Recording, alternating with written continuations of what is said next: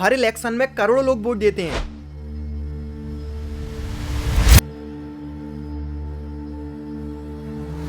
लेकिन शायद उन्हें खुद नहीं पता कि वो एक्चुअली किस चीज को वोट दे रहे हैं।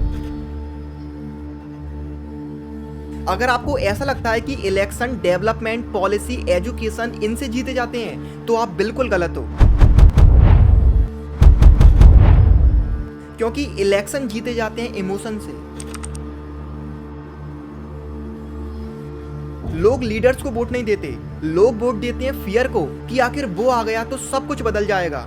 लोग वोट देते हैं होप को कि बस एक चांस और सब कुछ ठीक हो जाएगा। लोग वोट देते हैं आइडेंटिटी को कि हम अलग हैं, वो अलग हैं। और कभी कभी इंसान सिर्फ अपने गुस्से को वोट दे रहा होता है। भाई हम लोग जानता है कि कैसे हम लोग कष्ट किया है, बच्चा बीबी रख के हम लोग 11 महीना बाहर था। और शायद इसीलिए हर इलेक्शन के बाद देश केवल पॉलिटिकली डिवाइड नहीं होता बल्कि इमोशनली डिवाइड हो जाता है। और सबसे डेंजरस बात यह है कि जब लोगों के इमोशंस को कंट्रोल कर लिया जाता है तो उन्हें ऐसा लगने लगता है कि वो ही सोच रहे हैं। अब दोस्तों आज की वीडियो हम यहाँ से शुरू करते हैं कि कैसे हम एक इल्यूजन में जी रहे हैं। हम सबको लगता है कि हम एक इंडिपेंडेंट थिंकर्स हैं, यानी कि हम फैक्ट देखते हैं, हम डेटा कंपेयर करते हैं, हम रिसर्च करते हैं और फिर हमको ऐसा लगने लगता है कि डिसीजंस हमने लिया है। लेकिन दोस्तों रियलिटी इतनी सिंपल नहीं है। अब दोस्तों इस बात को समझने के लिए आपको ये जानना होगा कि जो ह्यूमन का ब्रेन है वो कभी ट्रुथ के लिए डिजाइन ही नहीं हुआ है, बल्कि वो हमेशा से सर्वाइवल के लिए डिजाइन हुआ है। अब इस बात को समझने के लिए आप इस चीज को समझिए कि आज से हजारों साल पहले इंसान केवल और केवल अपने सर्वाइवल को सबसे आगे रखता था और इसीलिए वो हर एक डेंजर को इंस्टेंटली आइडेंटिफाई करने की कोशिश करता था, यानी कि कौन अपना है, कौन एनिमी है, किससे डरना है और कौन से दूर रहना है। और दोस्तों इसीलिए आज भी जो हमारे डिसीजंस होते हैं वो वही एंशिएंट सिस्टम कंट्रोल करता है। और दोस्तों इसीलिए जब भी हम डिसीजंस लेते हैं तो हमको ये लगता है कि हम अपने लॉजिक के बेस पर डिसीजंस ले रहे हैं, लेकिन यहाँ पर रियलिटी ये होती है लॉजिक से पहले हमारे इमोशन से डिसीजंस ले रहे होते हैं और बाद में लॉजिक केवल उन डिसीजंस को जस्टिफाई कर रहा होता है। और दोस्तों जब हमको ये बात समझ आ जाती है तो हमको ये दिखाई देने लगता है कि जो पॉलिटिक्स है वो इन्फॉर्मेशन का वार कम, इमोशनल परफेक्शन का वार ज्यादा है, क्योंकि जो पब्लिक फील करती है बाद में वही पब्लिक बिलीव करने लगती है। इसीलिए दोस्तों पॉलिटिक्स केवल स्पीचेस का गेम नहीं है बल्कि साइकोलॉजी का गेम ज्यादा है। और दोस्तों जब इमोशंस पॉलिटिक्स का वेपन बन जाता है तो डेमोक्रेसी भी मैनिपुलेशन जैसी लगने लगती है। अब दोस्तों हम ऐसे 5 इमोशंस के बारे में जानते हैं जिनका इस्तेमाल करके पॉलिटिक्स हर एक इंसान को कंट्रोल करती है, और उनमें से सबसे पहला इमोशन है फियर। पॉलिटिक्स में सबसे पावरफुल वेपन गन नहीं है बल्कि फियर होता है। अब इस बात को आप कुछ इस तरह समझ सकते हो कि अगर वो आ गए तो सब कुछ बदल जाएगा, तुम सेफ नहीं रहोगे, सब कुछ खतरे में है। यानी कि दोस्तों जो फियर होता है वो ह्यूमन के ब्रेन का इमरजेंसी मोड एक्टिव कर देता है, और जब इमरजेंसी मोड एक्टिव होता है तो इंसान सोचता कम, रिएक्ट ज्यादा करता है। और दोस्तों इसीलिए जब इंसान डरता है तो वो फैक्ट वेरीफाई नहीं करता बल्कि वो सेफ्टी ढूंढने लगता है। और दोस्तों इसीलिए फियर बेस्ड नैरेटिव डेमोक्रेसी में सबसे ज्यादा इफेक्टिव होते हैं। अब दोस्तों जो दूसरा इमोशन है वो है होप, और पॉलिटिक्स इस इमोशन को भी बहुत अच्छी तरीके से यूज करती है।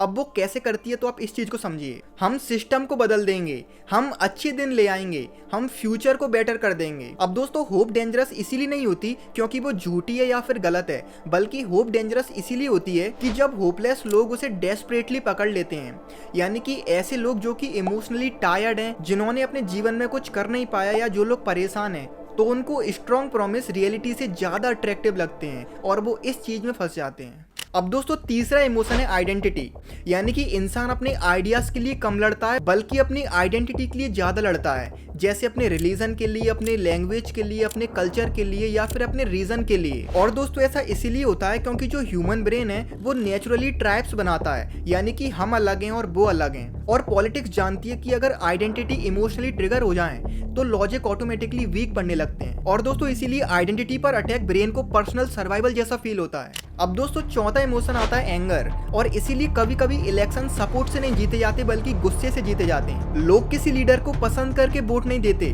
बल्कि किसी और से नफरत करते हैं, इसीलिए वोट देते हैं। अब दोस्तों इस चीज का आज के टाइम पे इस्तेमाल कैसे होता है, अब आप उस चीज को समझिए। एंगर एडिक्टिव होता है और सोशल मीडिया उस एडिक्शन को और मल्टीप्लाई कर देता है, और इस चीज से एक आउटरीच जनरेट होता है और उस आउटरीच से अटेंशन मिलती है, और जितनी ज्यादा अटेंशन होगी उतना ही एंगेजमेंट बढ़ता चला जाएगा। और जितना एंगेजमेंट होगा उतनी पावर बढ़ती चली जाएगी। और दोस्तों इसीलिए आज के टाइम पर सोशल मीडिया सबसे अच्छा प्लेटफॉर्म है लोगों को गुस्सा दिलाकर अपनी तरफ करने का। अब दोस्तों लास्ट इमोशन है बिलोंगिंग, और इसको आपको समझना होगा कि हर एक इंसान की एक फिजिकल नीड होती है और वो नीड है बिलोंगिंग। यानी कि हर एक इंसान किसी ग्रुप का पार्ट बनना चाहता है, किसी मूवमेंट का हिस्सा बनना चाहता है और ये फील करना चाहता है कि मैं अकेला नहीं हूँ। और दोस्तों इसीलिए जब पॉलिटिक्स इमोशनल ट्रैप्स बन जाती हैं, यानी कि जब लोगों को ऐसा लगने लगता है कि मैं इस पार्टी का हिस्सा हूँ, तो उसके बाद अगर उस इंसान से उस पार्टी को लेकर डिसएग्रीमेंट करा जाए तो फिर वो उस चीज को सहन नहीं कर सकता। और दोस्तों ऐसा इसीलिए होता है क्योंकि वो उस टाइम पर सच्चाई को सुनने के बजाय अपनी उस इमोशनल ट्राइब्स, अपनी उस इमोशनल ग्रुप्स को डिफेंड कर रहा होता है। और दोस्तों इसीलिए जो बहुत समझदार लोग होते हैं वो भी इस चीज को नहीं समझ पाते, क्योंकि जो लोगों का इंटेलिजेंस होता है वो उनके इमोशंस को रिमूव नहीं कर सकता और ये चीज इमोशंस पर ही अटैक की जाती है। अब दोस्तों आज के टाइम पर सोशल मीडिया पॉलिटिक्स का एक न्यू वेपन बन चुका है, क्योंकि दोस्तों पहले के टाइम पर पॉलिटिक्स रैली से चलती थी, लेकिन आज के टाइम पर एल्गोरिदम से चलती है। यानी कि दोस्तों आज के टाइम पर आप जो देखते हो, जो शेयर करते हो, जो रिपीट होता है, वही आपके इमोशनल वर्ल्ड को क्रिएट करता है। और दोस्तों इसीलिए सोशल मीडिया का भी फैक्ट्स को नहीं बल्कि इमोशंस को ज्यादा वायरल करता है। यानी कि दोस्तों anger get click, fear get share, outreach get attention. And दोस्तों अब आता है वीडियो का सबसे इंपॉर्टेंट पार्ट कि आखिर बंगाल में जो ये पॉलिटिकल पार्टी अचानक से चेंज हो गई, इसके पीछे रीजन क्या था। तो दोस्तों शायद बंगाल में गवर्नमेंट चेंज नहीं हुई, शायद लोगों का इमोशनल एटमॉस्फेयर चेंज हो चुका है। क्योंकि गवर्नमेंट कभी ओवरनाइट चेंज नहीं हो सकती, लेकिन पब्लिक की जो फीलिंग होती है वो धीरे धीरे चेंज होने लगती है। अब दोस्तों बात आती है कि कई सालों से बंगाल एक पर्टिकुलर इमोशनल नैरेटिव्स के साथ जीता था, यानी एक आइडेंटिटी के साथ, एक पॉलिटिकल इमोशन के साथ, एक कलेक्टिव माइंडसेट के साथ। लेकिन शायद टाइम के साथ नई जनरेशन के इमोशंस बदलने लगे और शायद धीरे धीरे फियर बदला, यानी कि लोग जिस चीज से डरते थे वो बदलने लगा। और शायद होप बदली, यानी कि जो लोग एक्सपेक्ट करते थे वो चीज बदल गई, यानी कि लोग जो फ्यूचर एक्सपेक्ट करते थे वो बदल गया। और शायद आइडेंटिटी बदलने लगी, यानी कि लोगों के रीजनल इमोशंस के साथ नेशनल इमोशंस भी स्ट्रांग होने लगे होंगे। और फिर शायद यूथ की फ्रस्ट्रेशन बढ़ने लगी होगी। और दोस्तों जब young generation emotionally disconnected feel करने लगती है तो वो अपने नए नैरेटिव्स को ढूंढना स्टार्ट कर देती है। और दोस्तों इसीलिए इलेक्शन केवल नंबर्स का गेम नहीं होते, बल्कि पब्लिक साइकोलॉजी का मिरर होते हैं। और जब पब्लिक का इमोशनल डायरेक्शन चेंज हो जाता है तो पॉलिटिकल मैप भी चेंज हो जाता है। लेकिन दोस्तों शायद इस मॉडर्न टाइम में केवल गवर्नमेंट में चेंज नहीं हो रहा, पब्लिक की सोच में चेंज हो रहा है। एंड दोस्तों इन लास्ट में मैं आपसे यही कहना चाहूंगा कि जो पॉलिटिक्स है वो चेंज होती रहेगी और पार्टीज भी चेंज होती रहेंगी, लेकिन असली सवाल इलेक्शन का रिजल्ट नहीं है, बल्कि असली सवाल ये है कि जब हम वोट देते हैं तो क्या उस टाइम पर हम सोचते हैं या केवल फील करते हैं। क्योंकि दोस्तों जिस दिन इंसान के इमोशन पूरी तरह कंट्रोल हो जाते हैं उस दिन डेमोक्रेसी केवल एक इल्यूजन बन के रह जाती है।